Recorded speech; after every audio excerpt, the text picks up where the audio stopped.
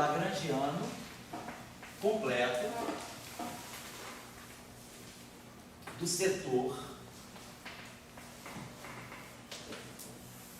de leptons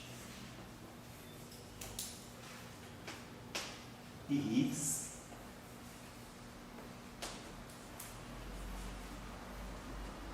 lagrangiano completo do setor de leptons na teoria eletrofrágil. Vou chamar assim, Salam, Glashow, Weinberg. Não vamos colocar o setor de quartos, tá? Então,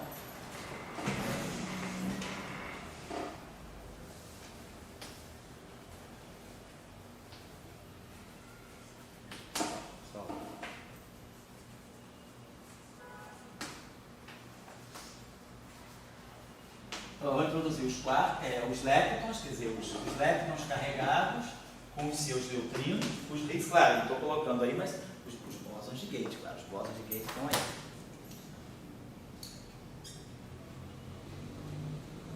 Vamos lá, então, vamos fazer o seguinte.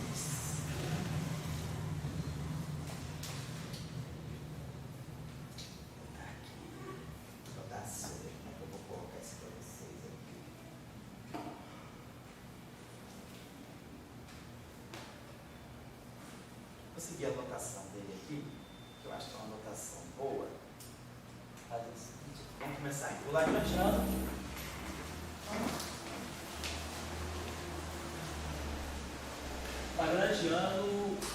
Lagrangiano dos leptons 1. Depois eu vou dar. Esse lagrangiano dos leptons 1 é o lagrangiano que vai dar os acoplamentos dos leptons, quer dizer, a parte de propagação, que é o lagrangiano livre, mais os acoplamentos com as correntes fracas, com os campos eletromagnéticos, os campos neutros, o AMI e o ZMI. Então, vou colocar aqui. Então, nós vamos ter. Isso aqui vale para qualquer férmion. Então, vai valer para o elétron, para o mu, para o tal, tá certo? E para os seus respectivos aqui neutrinos, né? Então, vamos colocar aqui. Lagrangiano, eu só vou mudar um pouquinho a anotação dele. Eu acho que eu vou colocar aqui.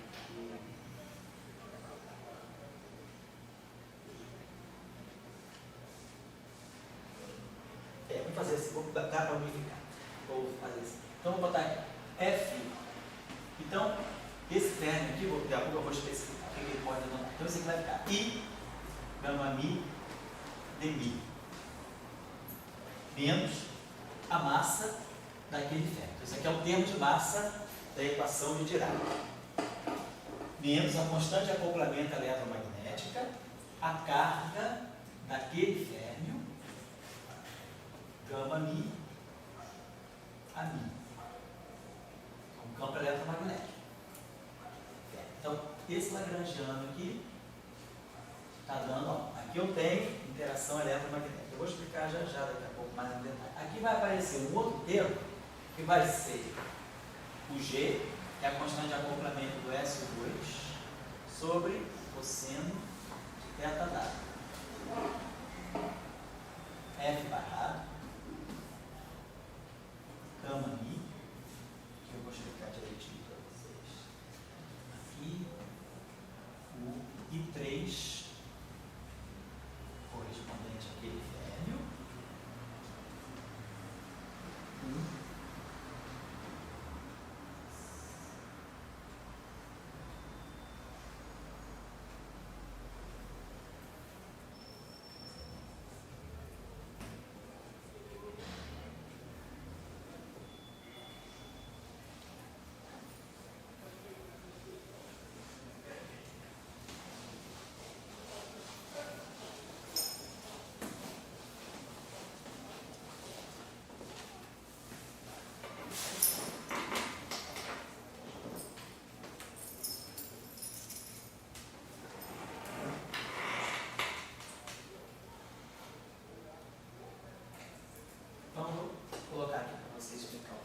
Então, bom, lembrar que a massa de cada férmion, nós sabemos qual é a origem dela. Cada férmion tem a sua massa vinda do acoplamento de cálculo. Então, massa, então, por exemplo, neutrino. Então, dentro desse férmion aqui, vou colocar aqui o que esse F pode ser.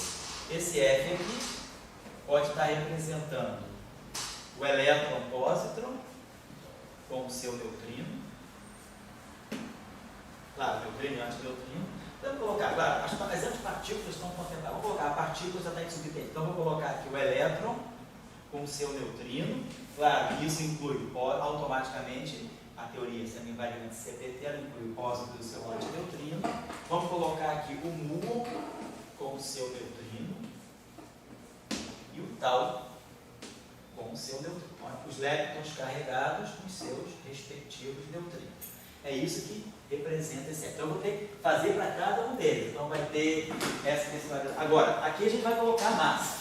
No modelo padrão, na teoria eletrofrágil, os neutrinos têm massa nula. Então, quando eu colocar neutrinos aqui, a massa é nula. Então, aqui neutrino tem massa nula, todos os neutrinos têm massa nula e todos os neutrinos têm carga nula. Isso aqui é o valor da carga do férmio. Então, a carga eletromagnética do férmio. Então, eu coloco aqui a massa do férmio, os férmios massivos. Nós sabemos que a massa deles, na teoria eletrofrágil, ela vem da constante de acoplamento de Yukawa daquele férmio com o Higgs. Então, essa é a origem da massa dos férmios. Então, posso fazer a massa do elétron, então não preciso me preocupar com isso, vou colocar aqui direto a massa do elétron. Então, tá legal. Então, aqui seria a carga. Então, os neutrinos têm carga nula. Então, nós não temos interação direta dos neutrinos com o ami. Quem vai se acoplar com o ami com seus. Então, eu vou ter uma acoplar aqui, por exemplo, né? Então, isso aqui é um termo que vai me dar elétron interagindo com o fóton. Tá aqui. Essa interação aqui só tem fóton, mas ela pede a carga elétrica. Então, se a partícula tem massa nula, essa interação não tem. Então, o neutrino desse termo aqui, o neutrino pega só o termo cinético. O neutrino está só aqui. Agora, aqui embaixo são as interações. Aqui, a interação com o Zebi. Então, aqui é como os férmios interagem. Aqui, ó, só tem interação eletromagnética. Aqui não. A interação é com o Zebi, que é o bóson neutro da interação fraca. Então, os meus férmios interagem, eles têm dois tipos de interação com o Zebi. E vocês veem que vai modular essa constante. Esse aqui faz parte. A constante de acoplamento é essa. E aqui é a carga do elétron, que é a constante de acoplamento eletromagnético. Constante de acoplamento dessa interação aqui, então, isso aqui é férmio barra férmio, gama mi, o I3 daquele férmio. O que significa o I3? Lembra quando a gente colocou os férmios no grade? Eu preciso saber se o férmio está em cima, se for, por exemplo, aqui os neutrinos vão ter isso aqui igual a mais meio. E os férmios vão ter isso aqui igual a meio. Então, vou botar isso aqui vai ser para os neutrinos e 3F mais meio. E para os leptons carregados, para os leptons carregados, o I3F mais menos meio. Então, se eu quiser pegar um certo férmio, vejo quem é esse férmio, eu posso entender exatamente quem é a interação dele com o Zebi. Eu coloco aqui, isso aqui vai selecionar dentro da teoria de Dirac, quem se lembra um pouquinho da teoria de Dirac, isso aqui vai selecionar a quiralidade. Então, isso aqui vai mostrar que eu vou ter um objeto aqui left, interagindo com algum objeto aqui. Esse aqui é o que quebra a quiralidade. E aqui, ó, entra a carga do férmio, seno ao quadrado de θW com Zebi. Então, esse vértice aqui, ele vai depender também da carga eletromagnética. Então, o Zebi, ele percebe a carga eletromagnética através dessa interação. Só que essa interação, ela tem esse seno ao quadrado de θW, que nós sabemos hoje que está na faixa de 0,23, 0,0. Aliás, você falou que quebra a quiralidade. Que quiralidade? Por que quebra? Quebra a quiralidade porque quando você, na teoria de Dirac, você aplica esse objeto aqui, a matriz gama-5 em cima de um férmio, você tira dele só a componente elétrica. Então, por exemplo, esse vértice aqui, na verdade, ele está pegando ele só pega a interação, ele só pega um tipo de polarização, ele não pega outra polarização. Aqui não, aqui as duas polarizações são pegas. Tá? Então, então aqui nós temos a interação, então nós estamos vendo que nessa teoria, então, o fóton interage, mas aqui também eu tenho uma interação onde entra, aqui não, aqui a carga eletromagnética não entra. Aqui é tudo fraco, que é o SO2. Então aqui é o resíduo ainda da interação fraca. Agora aqui não, aqui fica uma interação eletromagnética associado ao ZMI. Então, é como se eu tivesse associado ao vértice do AMI. Vocês observam que eu tenho essa interação aqui, eu vou ter, ó, é como se eu tivesse elétron, uma linha, um ponto. Nesse ponto eu tenho um elétron, tem dois campos de elétron, tem o F barrado F e tem fora. Mas quem modula essa interação é esse valor aqui. No fundo, é a constante de acoplamento, que é o valor da carga, e a carga, o valor da carga da partícula. Pode ser 1, menos 1. Agora, aqui eu vou ter, e aqui quem vai interagir é o fóton. Agora, aqui eu vou ter uma coisa semelhante. Eu vou ter o mesmo férmio trocando ZMI, trocando Z0. Aqui falta. Trocando Z0. Só que a constante de acoplamento dessa interação, vamos ver, ela vai depender do G, seno ao quadrado de θ, sobre cosseno de θ. E o valor da carga, que é F. Então, esse valor aqui, essa interação, ela vai ter esse produto aqui, que aqui a gente sabe que vai de 0,23, né? Quer dizer, seno ao quadrado de 0,23, isso aqui é a raiz de 0,77, que é aproximadamente 0,86, mais ou menos. Então, 0,23 ou 0,86 já dá um fator de 4, aqui é o G, cujo valor a gente sabe relacionar também com o G. Então, eu sei essa constante de acoplamento. Então, essa constante de acoplamento aqui mostra que para o elétron, ele pode trocar Z0. Então, aqui está mostrando claramente, os elétrons são os férmions aqui. Esse vértice aqui mostra que elétrons trocam fótons. Esse vértice aqui, né? Partículas carregadas, então, elétrons, muons e tal, interagem trocando fótons. Aqui, eles interagem trocando Z0. Esse vértice aqui. Esse vértice aqui não. Esse vértice aqui não depende da carga elétrica. Esse vértice aqui, os neutrinos têm. Essa interação aqui, tanto os elétrons carregados quanto os neutrinos têm. Essa interação aqui depende da carga elétrica. Essa interação aqui é especial da carga elétrica. Então, aqui, só os elétrons, só as partículas carregadas têm essa interação. Isso é o acoplamento com os bósons intermediários neutros, com o fóton, que tem massa nula, e com o Z0. Agora, é claro que essas partículas também vão poder interagir com W mais e W menos. Então, o lagrangiano fermiônico, o lagrangiano leptônico 2. Então, vamos ver, da onde que nós vamos tirar a nossa QED? Nossa QED está aqui. QED é o quê? A interação de elétrons, pósitrons e fótons. Então, tem que pegar o fóton. Essa interação aqui, ela está junto com a interação da QED. Ela se splitou da interação da QED porque o AMI e o ZMI se separaram com a quebra de simetria, mas esses dois termos um dia estiveram juntos. A prova disso é que a carga elétrica está aqui. Então, nós temos aqui uma modalidade de interação que vai ser excitada quando eu tiver no limite que a interação prática começa a fazer efeito. Se eu faço só QED, eu desligo todo o resto do mundo, para mim a QED está aqui. É isso aqui. Agora, isso aqui então eu vou marcar também, vou marcar assim, tudo que está ligado a QED. Tem carga elétrica. Carga. Isso aqui é um vértice típico de interação fraca. Isso aqui não envolve a carga elétrica. Isso aqui é um processo eminentemente weak. Esse processo aqui é um processo misto. Ele depende da carga elétrica, mas ele interage com o Z0. Aqui depende da carga elétrica, interage com o fóton. Vamos pegar agora o lagrangiano leptônico 2. Tá?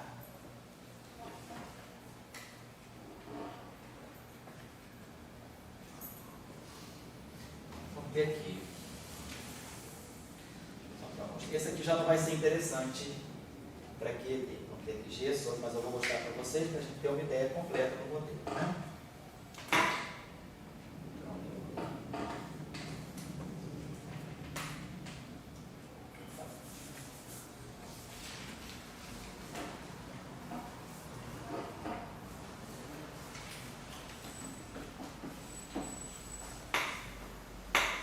Vou dizer o que é esse tal mais aqui, não, que é sigma mais.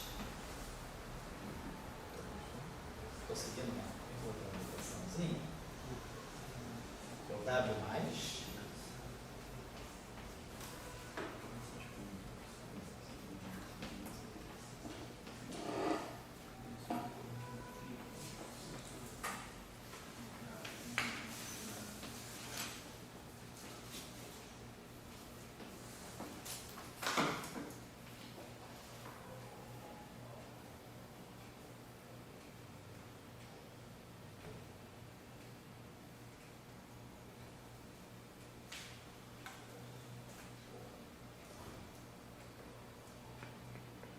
Estou adaptando um pouquinho a notação que nós usamos aqui, que foi um pouco diferente da lei, então, tem um tempinho só.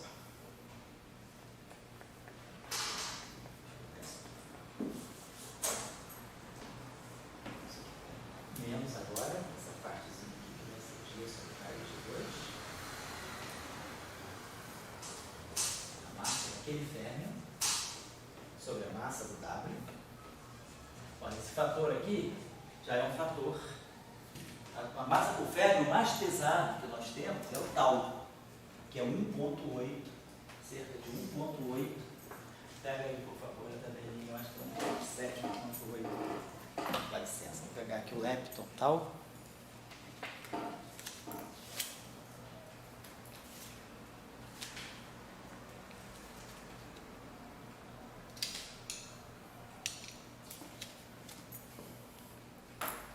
Isso, 1,8 GeV. Então, o lepton, aqui nós temos, se a gente tiver o elétron, 0,5 MeV. Se a gente tiver o muon, 104 MeV. Se a gente tiver o tau, 1,8 GeV.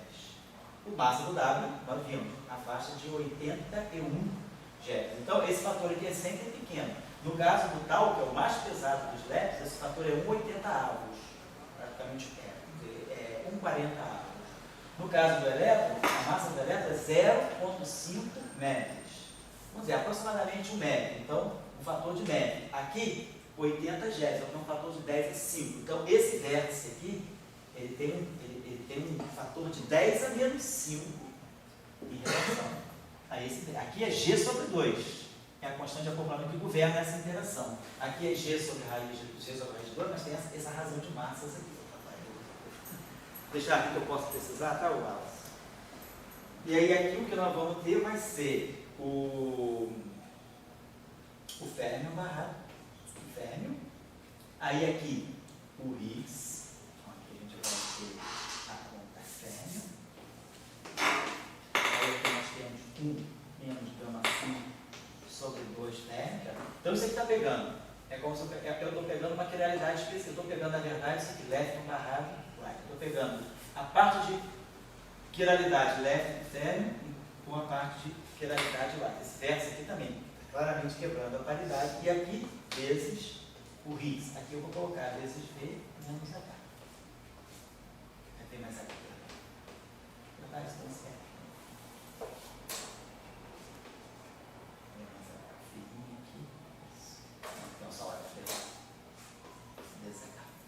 Então, agora essa parte do Lagrange aqui, vamos prestar atenção. Então, lá em cima, nós vimos como os férmios carregados interagem com o fóton e com o zênio.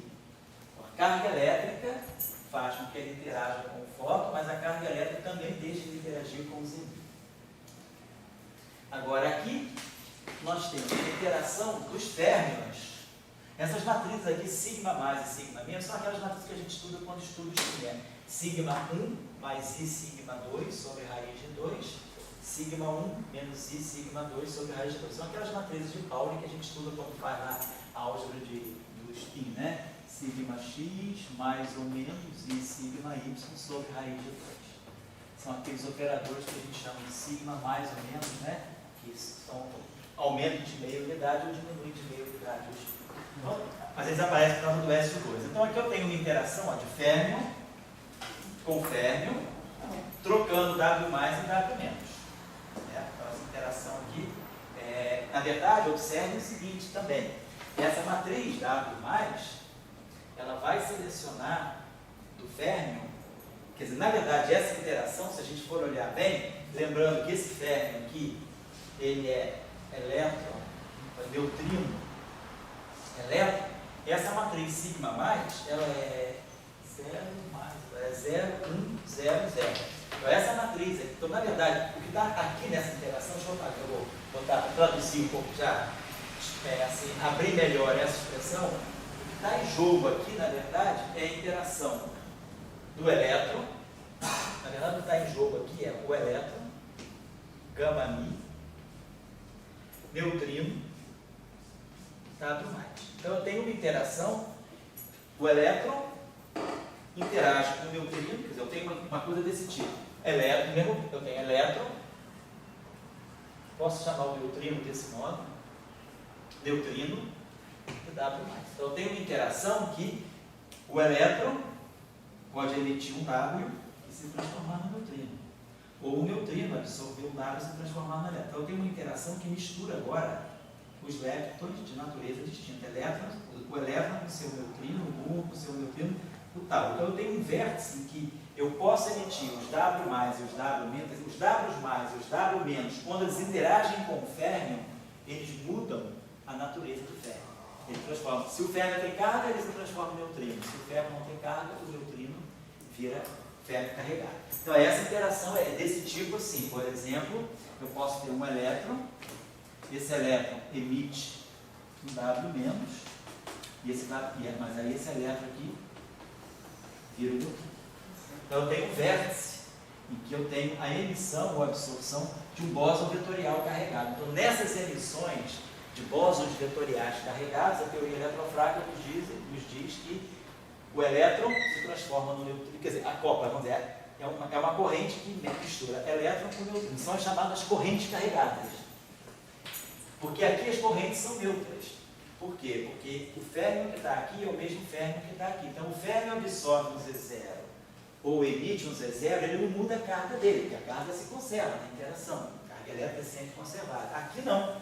Se está emitindo ou absorvendo uma partícula intermediária com carga, é porque essas duas partículas têm que ter cargas distintas. Então, os processos envolvendo os bósons W+, e W-, são processos de correntes carregadas. São elétrons acoplados com neutrinos. Então, o W+, ele nunca se acopla com o mesmo férmio. Ele se acopla com um férmio e um neutrino correspondente. É a interação básica, a teoria desse. Esse processo, vamos colocar assim, em princípio não é muito interessante para uma QED, mas é um processo muito, quer dizer, academicamente, num curso, ele pode não ser interessante para a QED, mas ele é importante para a compreensão dessa teoria. Porque esse processo aqui, ele é um processo que vai nos mostrar, vou mostrar depois daqui para algumas aulas, que esse processo vai começar a mostrar que o neutrino tem propriedades magnéticas. Então o neutrino tem carga nula, mas tem spin. Por ter carga nula, ele não deveria ter momento magnético.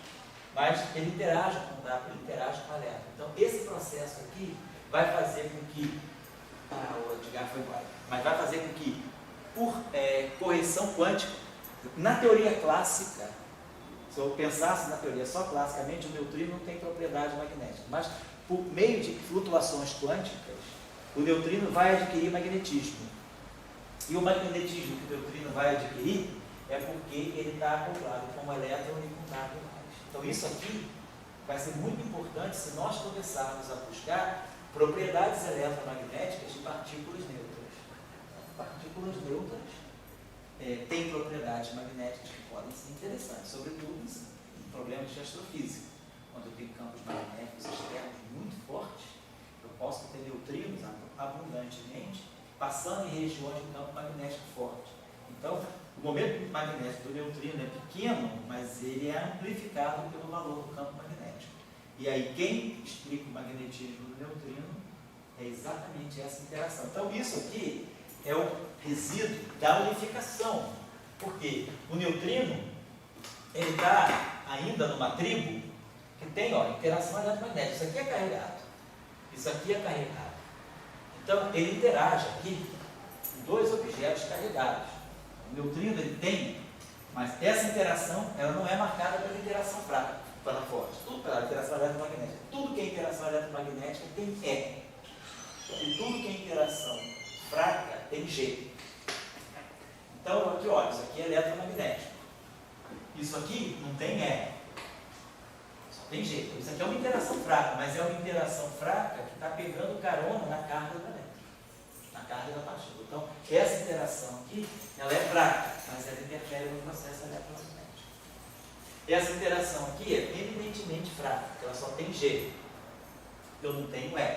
Tudo aqui só tem G. Mas, o fato dessas partículas serem carregadas, o fato do neutrino ele poder ter uma interação fraca com partículas carregadas, a gente poderia pensar, ele interage fracamente com partículas carregadas. Mas essas partículas carregadas, por sua vez, interagem eletromagneticamente. Então, o neutrino, indiretamente, por se acoplar a partícula, é como uma coisa meio transitiva. Ele se acopla com objetos que têm carga, que têm interação, mas que têm interação fraca. Então, o neutrino só tem interação fraca. Daí, ele se acopla com partículas carregadas na interação fraca. Pela interação fraca, ele se acopla com as partículas carregadas, mas essas partículas carregadas se acoplam eletromagneticamente. Então, de uma certa maneira, o neutrino começa a perceber indiretamente interações eletromagnéticas. Isso está escrito aqui. Aqui, se vocês observarem, é uma interação com Higgs. Então, isso aqui aqui não tem troca de elétron-neutrino. Aqui é elétron-elétron com Higgs, neutrino-neutrino com Higgs. Aqui é todo mundo interagindo com Higgs. Então, o Higgs, ele interage com o elétron. Eu vou ter uma interação que vai ter elétron. O que eu posso chamar o Higgs agora? Vamos dizer, inventar uma outra coisinha. O Higgs, vamos dizer que o Higgs seja todo assim. Essa linha de mais aqui é a linha do Higgs. Então, vou botar. O Higgs é neutro, vou botar 0. Essa linha de bolinhas assim, isso aqui é um Higgs. Então, o Higgs, ele pode se acoplar com 2 elétrons, como ele também pode se acoplar com 2 neutrinos. Está aqui, ó. Essa interação. E esse férmio aqui, ele é constituído por um neutrino. Ele pode representar um elétron e um neutrino. Aqui eu posso colocar tanto elétron quanto neutrino. Vocês viram a lista de férmios que eu dei. Pode ser elétron, seu neutrino, burro, seu neutrino e tal, seu neutrino. Então, se eu colocar elétron, ele interage com Higgs. Se eu colocar neutrino, ele interage com Higgs. A carga eletromagnética não entra aqui. Então, não zera essa interação. Aqui não. Aqui, se eu colocar neutrino, esse pedaço da interação se anula. O neutrino não tem essa parte da interação com Z0. Só tem essa aqui, que aqui não entra a carga eletromagnética. Mas o elétron não, ele tem esse pedaço e esse pedaço. Agora aqui, o neutrino não está proibido de interagir, porque em nenhum momento aparece a carga eletromagnética. E nem aqui. Então, o neutrino, eu posso ter uma interação direta do Higgs com 2 neutrinos, ou eu posso ter uma interação direta do Higgs com 2 elétrons. Então, quando eu tenho um processo de um elétron espalhando outro elétron, então a gente normalmente pensa, elétron troca fótons e a interação entre 2 elétrons é mediada via fótons. Aqui a gente está entendendo que não. Eu posso ter interação entre 2 elétrons mediadas pelo Z0. Então posso ter aqui o fóton, posso ter aqui o Z0, mas posso ter aqui o Higgs também. Então o Higgs pode também estar aqui, essa aqui. O Higgs só aparece aí. A tentativa de medir no LHC é assim, nessa interação? O Higgs, vamos discutir isso, mas o Higgs, o processo mais viável, eu acho, de se medir o Higgs hoje é o decaimento do Higgs em 2 fótons. O Higgs pode decair em fótons. Isso é fácil da gente entender também. Quando a gente começar os gráficos de Feynman, essa tua pergunta foi bem oportuna nesse sentido. Nós vamos ver que esse gráfico de Feynman aqui, ele vai, essa interação aqui, ela vai propiciar uma compreensão de como é que o Higgs pode decair em fótons. Tá certo? Que o Higgs, a observação, o Higgs não tem interação eletromagnética direta, porque o Higgs é neutro, a carga dele é 0. Então, vocês não estão vendo em nenhum momento até agora a interação do Higgs com o fóton. Não tem nenhum verso que misture AMI com H. O AMI com H está fora, por enquanto. Então, esse é o setor eletrônico. Então, a gente vamos trabalhar um pouquinho mais em cima disso. Tá? Então, nós estamos trabalhando só o setor eletrônico e as interações. Tá? Com o fóton, com o Z0, com o W+, com o W- e com o Higgs. Porque o Higgs, se vocês pensarem bem, o Higgs, ele, no modelo padrão, ele não se comporta como uma partícula de matéria. O Higgs, ele pertence ao setor de gauge, ele é como uma partícula de gauge. Então, o Higgs, quando a gente declara o setor de bósons intermediários das interações fracas, W+, W-, Z0. Mas o Higgs também entra. O Higgs, só que ele é um escalar. Então, ele é um escalar neutro, mas ele está fazendo o papel aqui de um bóson intermediário também. Ele pode fazer uma intermediação aqui da interação. Então, a pergunta é, como é que o Higgs afeta o potencial coulombiano? Será que a gente poderia por alguma experiência de alta precisão, já que a gente sabe que o potencial coulombiano vem da troca de fótons, quer dizer, a gente sabe que na eletrodinâmica, o que é a troca de fótons, numa física não relativística, é o potencial coulombiano, né? 2 sobre R. Agora, como é que o Zezé e o Higgs podem modificar o potencial coulombiano? Então, se eu tiver aqui mais weak effects. Sabe que seria um R2? E como é que os efeitos fracos vão complementar o potencial coulombiano? Essa é uma questão interessante de se discutir. Como é que as interações extra, né, que vêm do setor fraco, elas vão poder afetar o potencial coulombiano por causa dessa troca. Beleza, vamos passar agora para o próximo setor. Na próxima aula eu vou trabalhar isso mais um pouquinho. Pois não, pode falar. Não tem interação quântica do Fermi. Na teoria eletrofraca, não. Essa interação quântica do Fermi, ela só vai aparecer numa teoria efetiva. Se você, vou mostrar como é que isso vai acontecer. Se a gente começar a trabalhar no limite em que eu tenho energias muito mais abaixo do que a massa do Z0 e do W, a interação entre férmions, ela se torna quântica. E a massa do W e a massa do Z0, elas se incorporam na constante de acoplamento que dá a interação quântica. Então, como o Henrique está colocando, eu não tenho interação de 4 férmions, eu só tenho interação de 2 férmions com o fóton, 2 férmions com Z0, 2 férmions com W, mais, menos, 2 férmions com Higgs. Eu não tenho nenhuma interação férmion. Na teoria, vamos dizer assim, na teoria completa. Mas se nós começarmos a fazer, se eu estiver trabalhando num regime de energias muito abaixo da energia para produzir W e Z0. Para eu produzir um W, eu preciso pelo menos de 82 GeV. Para eu produzir um Z0, eu preciso pelo menos de 91 GeV. Se eu estiver fazendo espalhamento de elétrons, né, com energias na faixa de 1 GeV, 2 GeV, praticamente eu estou desprezando o efeito desse. Mas como é que eu posso... A teoria quântica, mesmo que eu tenha pouca energia, eu posso excitar esses Ws e esses Z0s em processos virtuais, de duração muito curta. Será que isso repercute na física de baixas energias? Então a gente entende que se você estiver trabalhando num regime de baixíssimas energias, você pode incorporar o efeito do W+, do W- e do Z0 numa interação quártica. É como se os férmions interagissem quarticamente e a constante de acoplamento, ela incorpora. O que vai acontecer vai ser exatamente isso.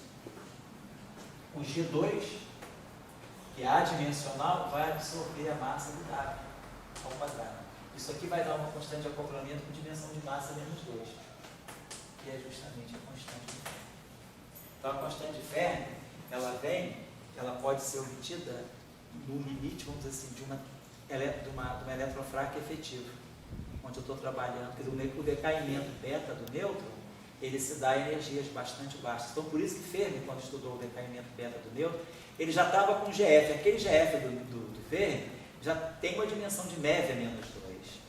Então, qualquer pessoa já pensava, uma constante de acoplamento com dimensão de massa deve ter alguma física rolando aí por baixo que está dando essa dimensão com a constante de acoplamento. Porque você imagina uma constante de acoplamento é um número que não deveria ter dimensão. Se tem dimensão é porque deve ter uma física mais fundamental. Aí você vai, a física mais fundamental é essa. É o W. O Fermi não viu o W e o Z0, mas ele contabilizou o efeito do W e do Z0 no GF, implicitamente. Tá certo? Basicamente.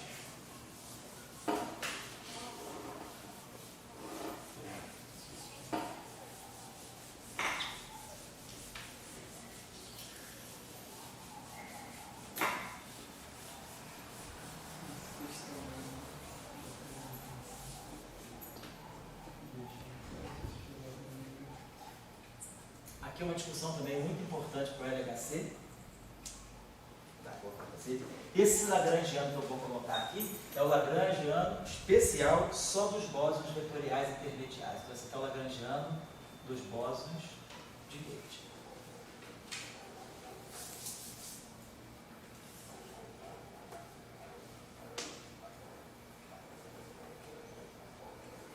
Então, esse lagrangiano deve escrever o fóton, Z0, W mais e W menos. Então, está aqui, a carinha desse dela lagrangiano. Menos um quarto. Todo mundo já entende por quê. O menos um quarto, né? Do FMI. Menos um quarto. E dmi a mi. Menos dmi a mi. Ó, aqui é a física do fóton. A propagação do fóton. Eu acho que é o máximo. FMI. Menos IE. Tá, galera? W mi. Menos. Então, vou entrar os dados. W mi. Mi mais. E essa de Lagrangiano você consegue derivar, né? Consegue? Não, tudo isso é derivado. Eu estou dando para vocês já o cálculo final. No curso de interações fundamentais, vamos chegar a cada uma delas. Tá? Uma inspiração divina, não. Não, nada disso. Isso aqui é pura relação.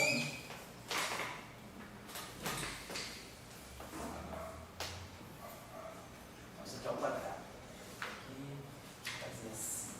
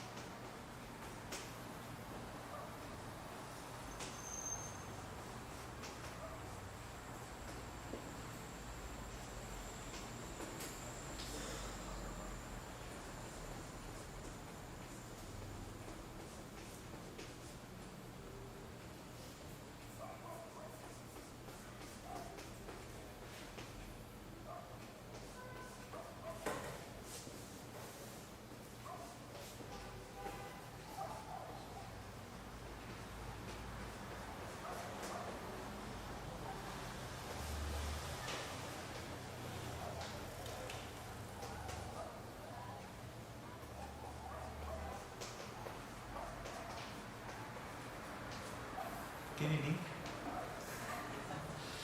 E aí? Então, eles vão dar só uma comentadinha. Opa.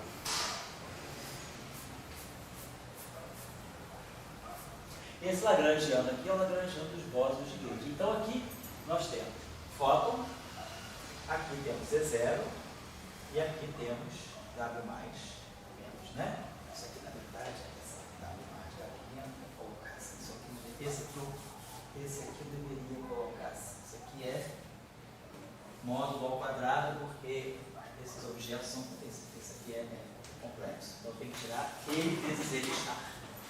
Esse aqui. Certo? Então, esse lagrangiano aqui está mostrando diretamente que isso aqui é a física do fóton. Isso aqui vai colocar o fóton. Isso aqui vai colocar o fóton em interação com isso aqui. Então nós vamos ter interação.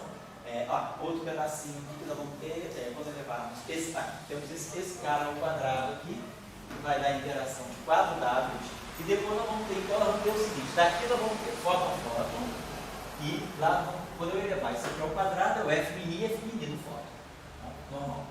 Quando eu elevar isso aqui ao quadrado, eu vou ter um vértice em que 4 Ws interagem no mesmo ponto. Eu tenho um vértice com 4 Ws. Na aula que vem eu vou desenhar todos os vértices, para ficar bem claro graficamente o que está nas interações. Então aqui nós temos 4 Ws interagindo, eu vou elevar ao quadrado. Mas depois eu vou ter um termo que vai ser um termo misto, um fóton com dois W. Então, dois W podem estar interagindo e trocando um fóton. Então, realmente, W mais, ou W mais fóton, W menos fóton. Tá? O W interage trocando fóton.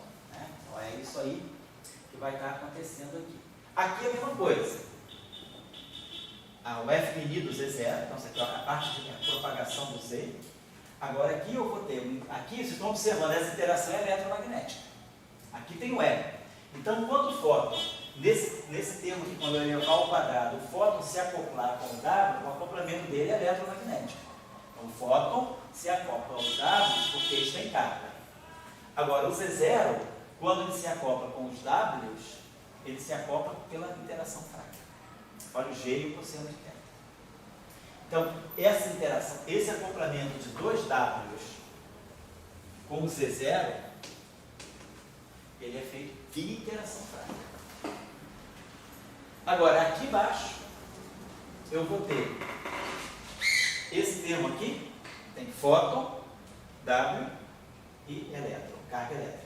Aqui eu tenho W, Z, interação fraca. Então, de novo, o Z interage com os Ws pela interação fraca, mas o fóton interage com os Ws pela interação eletromagnética. Então, nós temos acoplamento eletromagnético, os Ws, né, vamos ter Ws acoplados eletromagneticamente com fótons. Agora, vocês observem o seguinte, em nenhum lugar tem acoplamento do fóton com Z0. Aqui, por exemplo, ó, o Z0 não se acopla ao fóton. Eu não vou ter acoplamento desse tipo. Por exemplo, Z0, fóton. O fóton não tem como se acoplar ao Z0. Primeiro de tudo, o Z0 é neutro. Então ele precisaria de ter uma carga eletromagnética para se acoplar ao fóton. Tudo que se acopla ao fóton tem a carga eletromagnética. Tudo que tem fóton tem que ter a carga. Esse aqui não tem fóton, não tem carga. Tudo que tem fóton tem que ter a carga. Está aqui. Esse setor aqui é puramente fraco. Agora, esse setor aqui ele é misto. Ele tem essa parte eletromagnética e essa parte fraca. Então, vocês podem observar que nós vamos ter uma interação em que eu posso ter, quando eu pegar o quadrado, esse termo aqui, interferir com esse, quando eu for fazer os quadrados, né, produtos, né, quadrado no primeiro, quadrado no segundo, quadrado no terceiro, duas vezes primeiro, segundo, duas vezes primeiro, terceiro, duas vezes segundo, terceiro. Quando esse termo aqui se acoplar com esse termo aqui, eu vou ter dois Ws, um Z e um A. E a interação tem eletromagnética, então é um processo de interferência entre física eletromagnética e física fraca. Eu vou ter uma constante, esse acoplamento que vai misturar quatro vértices, quatro bósons de Gauge, ele vai depender dessa constante de acoplamento e da fraca. Esses acoplamentos ainda não foram testados em experimentos. Esses acoplamentos são passíveis de algum tipo de correção. Então, no LHC, dentro do Atlas, uma das colaborações, quer dizer, uma das medidas também que estão sendo feitas, que estão programadas, né, que estão sendo, na verdade, já estão sendo analisadas, é o quanto a física experimental unida no LHC, ela reproduz essa estrutura de acoplamentos aqui. Então, os acoplamentos quárticos ainda estão sendo checados experimentalmente. Os acoplamentos cúbicos já estão verificados, mas os acoplamentos quárticos ainda estão em discussão. Então, isso é uma coisa, é uma física nova, uma física interessante, é isso aí. Então, é uma mistura de interação eletromagnética com interação fraca por causa disso aqui. Agora falta o último pedacinho só. Essa teoria foi simples, né? Aí, QED, se a gente quiser fazer só QED é simples, né? QED é isso aqui, acabou. QED é isso aqui. E isso aqui. Tudo certo. QED é só aquilo. Mas a teoria eletrofraca é muito mais possante. Né? Então a gente tem que entender que a eletrodinâmica, ela sai daí, mas até que ponto ela não deixa, né, ela não carrega consigo esses acoplamentos aí. Então é isso que a gente... Essa física, então, aqui é muito interessante. Essa física de acoplamentos quárticos, ela está sendo discutida. É um trabalho bastante competitivo que está sendo feito até entre fenomenólogos. que tem todo um trabalho de simulação aí também. Então é um trabalho que envolve alta física computacional. Você tem que simular eventos a partir de certos dados, um processo de Monte Carlo muito pesado aí para poder testar esses acoplamentos quânticos. E agora a última parte que falta, então aqui, esse Lagrangiano, então nós fizemos o Lagrangiano dos leptons interagindo com gama e com Z0. Lagrangiano dos leptons interagindo com os W e com Higgs. Lagrangiano só dos bósons gate. Agora está faltando o Lagrangiano dele, né? O Lagrangiano do Higgs. Higgs até agora, ele veio aí, né, em interação. Vamos botar agora o Lagrangiano do Higgs. Vou colocar aqui em cima que eu acho que dá.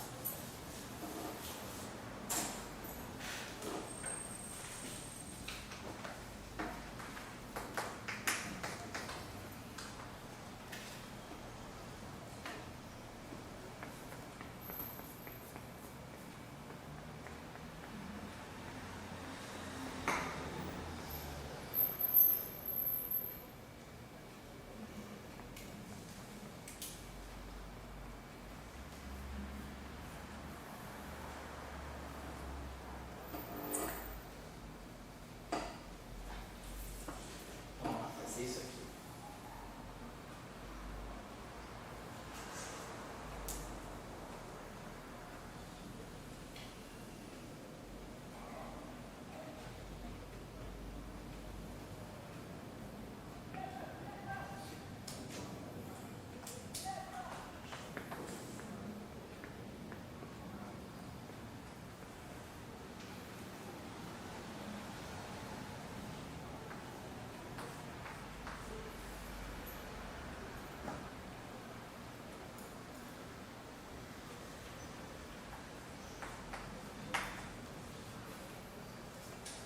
Uma interação fraca aqui, você multiplica W.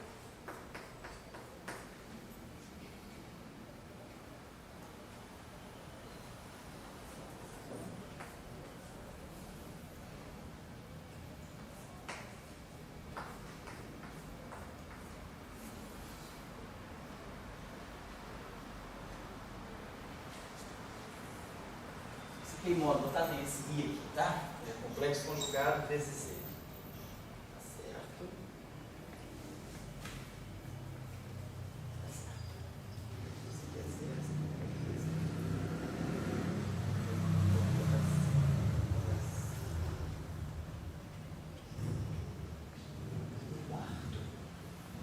Estou adaptando um pouquinho, não digo também que eu estou dando corretamente, não, porque eu posso estar comendo algum fator dessa minha adaptação. Eu estou tentando.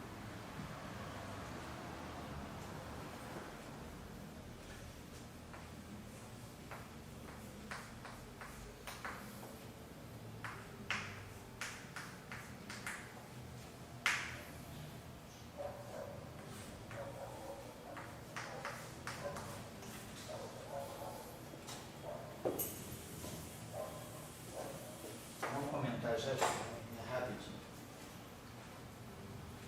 Depois o último pedacinho.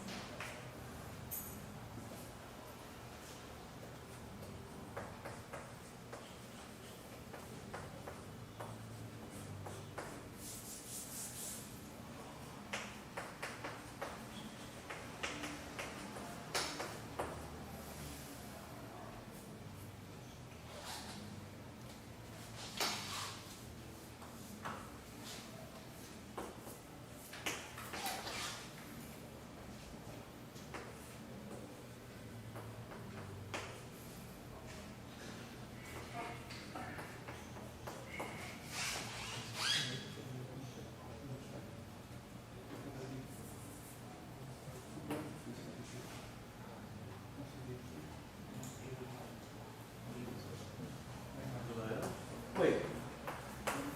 Aquele fluxo milha, ele não se contrai? Qual? Se botar. É rápido. De cima e embaixo? Sim, sim.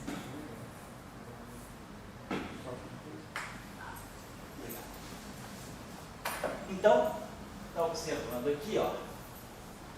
Aqui nós temos o Z, vou levar isso aqui ao quadrado, eu vou ter um acoplamento de Z0, Z0, Higgs e Higgs. Aqui tem um acoplamento quádruplo. Quando eu levar esse termo aqui ao quadrado, eu vou produzir Z2H ao quadrado. Então eu vou ter um acoplamento de dois eixos, dois Higgs. Aqui, o Higgs também se acopla com W+, W-. Então, o Higgs, ele tem os acoplamentos quárticos com os bósons vetoriais intermediários, está lá. E aqui são os termos de massa. Isso tudo aqui é termos de massa. Eu acho que tem uma coisinha só que eu não estou gostando aqui. Ou o livro está errado, ou eu transferi errado. Peraí. Isso aqui, né? Ah, tá certo. Eu fiz uma coisa errada aqui. É H4. Então, o Higgs tem um autoacoplamento quártico. Então, isso aqui é o que sobra do potencial lá do fundo de garrafa. Ó, termo de Higgs ao quadrado, um termo de Higgs a quarto. Isso é o que vem quando a teoria, antes da quebra espontânea, ela tinha isso lá. Φ dagger Φ, e tinha um termo de Φ dagger Φ ao quadrado. Era o termo que tinha μ2 e aqui o termo que tinha lambda. Depois da quebra de simetria, o que sobra do potencial de Higgs é isso aqui. Então aqui nós temos o termo de massa do Higgs, aqui é a massa do Higgs. Isso aqui é a interação quártica do Higgs. O Higgs tem interação quártica com esse valor aqui, a massa do Higgs ao quadrado sobre a massa do Higgs. Então essa interação pode ser importante, essa interação é fundamental para discutir limites sobre a massa do Higgs. Porque se vocês observarem lá, ó, se a massa do Higgs for muito maior do que a massa do W, aquela constante de acoplamento ela pode crescer muito. E aí a discussão perturbativa pode não valer mais. Então essa é uma discussão, limite chamado limite de unitariedade na massa do Higgs, vamos discutir um pouco isso, porque a massa do Higgs, a massa do W está fixada, eu sei quanto é, mas a massa do Higgs, se o Higgs tiver 600 GeV, 600 ao quadrado sobre 80 ao quadrado, na verdade é um fator de 10 a 4 sobre 10 a 2, é um fator de 100. Uma constante de acoplamento valendo 100, cara, estoura qualquer teoria de perturbação. Então a gente tem que ter, esse acoplamento aqui é um acoplamento que ele acende, né, começa a jogar um flash vermelho, ó. Atenção, atenção, atenção, aqui pode ter alguma física nova nascendo. Isso aqui é muito importante. Então isso aqui foi objeto de muitas discussões, de muitos trabalhos, de muitas controvérsias. Tá?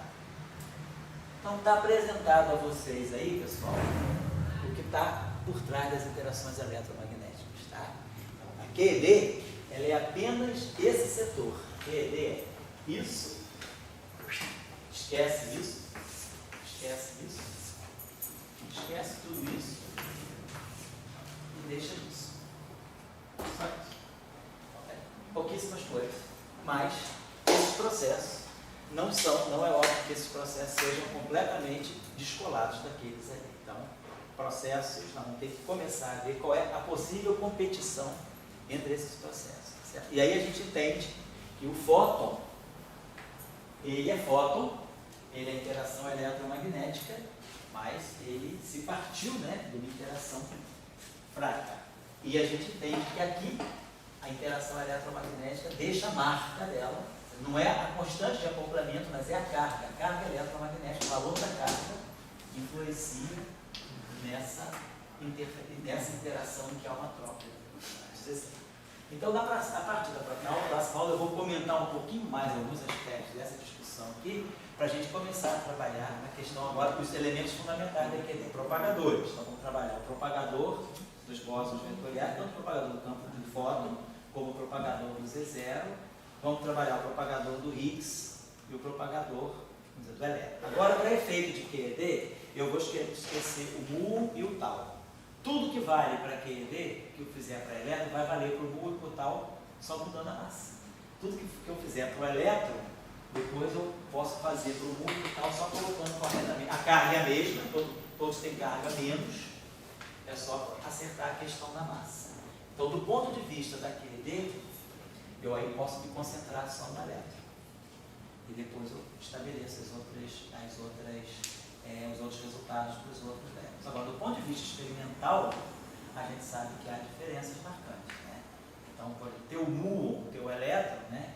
O muon é bem mais robusto em termos de massa do que o elétron. Então, a gente sabe que hoje, quando há 2 anos, há 1 ano e meio atrás, né, se construiu o átomo de hidrogênio muônico, né? Quer dizer, um próton, ao invés de capturar um elétron, captura um mu-.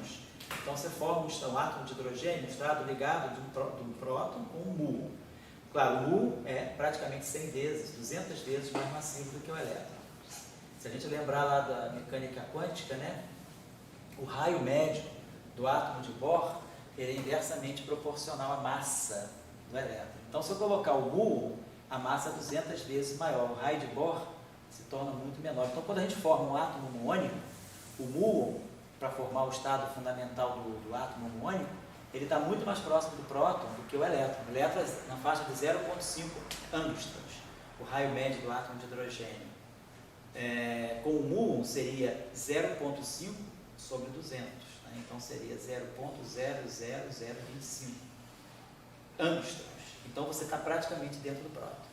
Então essas medidas do átomo de hidrogênio muônico foram feitas foi feita há 1 ano e meio atrás, me parece, foi 1 ano e meio ou 1 ano atrás, e revelaram que nós estávamos adotando, na verdade, medindo erradamente o tamanho médio do próton. O próton parece ser 4% maior do que os resultados feitos, as medidas feitas com átomo de hidrogênio. Então, a questão dos outros leptons é também interessante. Outros testes da QED, como o momento magnético anômalo do muon, é um teste muito importante, que a gente é um teste também de precisão. Eu consigo calcular o momento magnético anômalo do muon. Aqui no curso a gente vai tentar fazer, introduzir para vocês o cálculo do momento magnético anômalo do muon e do tal. É um cálculo longo, se a gente for fazer olhando cada passo, você pode levar 3 aulas para fazer. Mas ninguém vai fazer isso que não é necessário. Vai dar os elementos fundamentais, aonde estão os problemas, e aí o resto é cálculo. Calcular uma integral não tem sentido fazer aqui. Calcular um produto de matrizes gama também não tem sentido fazer aqui. Isso é cálculo que cada um faz sozinho. O que a gente quer mostrar é como é que se calcula. Então, esses testes são testes importantes daqui. Então, a partir da próxima aula, nós vamos estar mais... Eu só queria que isso aqui ficasse claro, que a gente vai de vez em quando puxar isso aqui da forma de flashback. Lá na frente, falar, vamos lembrar daquela interação. Eu vou ver se eu consigo digitar isso aí bonitinho, para todo mundo ter essa tabela na mão, e aí nas aulas, quando a gente precisar chamar a atenção, você ficar escrevendo lá, pega lá a tabelinha das interações e vamos ver onde é que estão. Eu vou codificar tudo isso para vocês, vou tirar xerox e trago para vocês, ou mando por e-mail, que a gente vai precisar voltar sempre a isso aqui. Nós vamos trabalhar na QED, então o nosso problema vai ser QED com flashback da interação eletrofraca, para saber aonde é que a interação eletrofraca ela pode mexer, pode dar efeitos sensíveis em cima de resultados da eletrodinâmica, tá certo?